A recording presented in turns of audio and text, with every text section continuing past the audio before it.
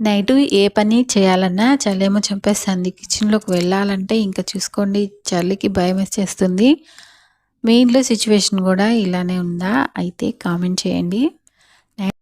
పనులన్నీ వదిలేసి ప్రశాంతంగా అయితే పనుకున్నాను. ఉదయం లేచి చూడగానే ఇల్లు వదిలేసి పారిపోతే బావుండనిపించిందనమాట. అంత గిన్నెలతో నిండిపోయింది. అలానే కిచెన్ ప్లాట్‌ఫార్మ్ గూడా క్లీన్ చేసుకోలేదు. మార్నింగ్ లేచేసి నేను మొత్తం కంప్లీట్ చేసేసుకున్నాను.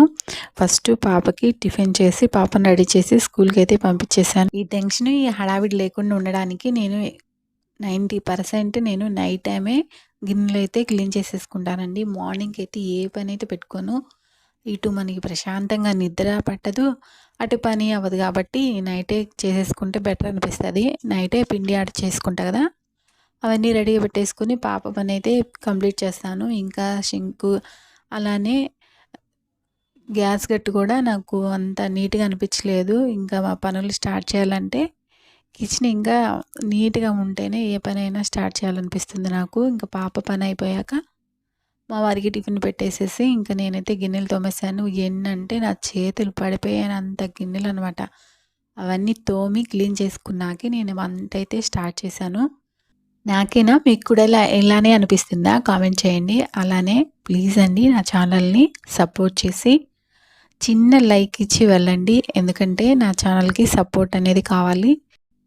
గిన్నెలన్నీ క్లీన్ చేసేసుకున్నాక నేను అలానే షింక్ కూడా క్లీన్ చేసేసానండి. షింక్ క్లీన్ చేయడానికి నేను విమ్ జెల్ ఇంకా నిమ్మరసాన్ని కూడా వాడాను. ఇవి వాడడం వల్ల ఇంకా నీట్‌గా హైజీనిక్‌గా అలానే స్టీల్ కాబట్టి కొంచెం తళతళ అయితే మెరుస్తా ఉంటది. ఫస్ట్ నేను గిన్నెలు క్లీన్ చేసేసుకున్నాక ఇంకా షింక్ అయితే ఖాళీ ఉంటది కదా! ఇంకా ఈ పైప్స్ ఇంకా గోడని అలానే షింక్‌ని మొత్తం నీట్‌గా క్లీన్ చేసుకున్నాను. బిఫోర్, ఆఫ్టర్ ఎలా అనిపించిందో కామెంట్ చేయండి. అలానే వెళ్తూ చిన్న లైక్ ఇచ్చి ఛానల్‌ని సబ్స్క్రైబ్ చేసుకోండి. కుకింగ్ వీడియోస్ అలానే కిచెన్ టిప్స్ మరెన్నో డిఫరెంట్ వీడియోస్ కోసం నా ఛానల్‌ని ఫాలో అవ్వండి. Thank you for watching.